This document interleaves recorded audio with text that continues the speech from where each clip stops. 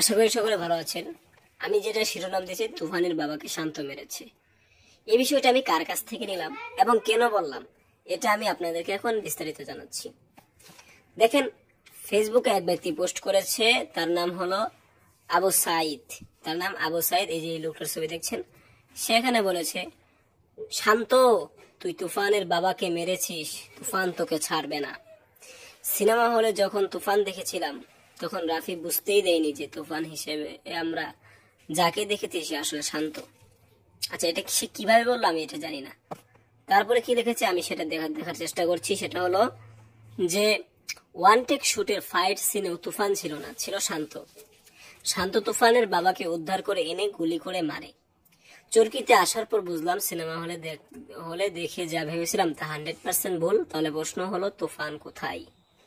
আচ্ছা, এই বিষয়টা আপনার কথাটা কিছুটা পসিবিলিটি আছে, হয়তোবা শান্তই তুফানকে মেরেছে, এটা হতে পারে, কিন্তু আপনি এটা শিওর দিতে বলতে পারেন না।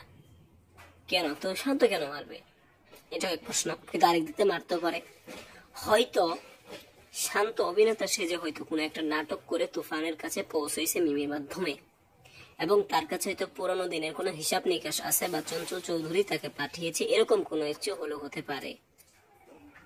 এর 100% একটা নিউজ যে থাকবে, 100% যে একটা কমিউনিটি যে থাকবে সেটা নাই, তবে এটা হলেও হতে পারে। তো বেশি কিছু বলার দরকার নেই। এখন তুফান 2 অপেক্ষায় 2026 সালের কুরবানি ঈদে আসছে তুফান 2, এটা জানিয়ে দিয়েছে রাইহান রাফি। আসলে 2025 সালের কুরবানি ঈদে আনলেও অনেক সময় ছিল, প্রি প্রোডাকশন যেহেতু আগের থেকেই নেওয়া ছিল, হয়তো এটা ভালো হতো, কারণ এক হিসেবে ভালোই হয়েছে। আমরা চাই তুফানের একটা করে সিকুয়েল প্রতি বছর আনা দরকার। তো আজকের ভিডিওটি এ পর্যন্তই। ধন্যবাদ পুরো ভিডিওটি দেখার জন্য।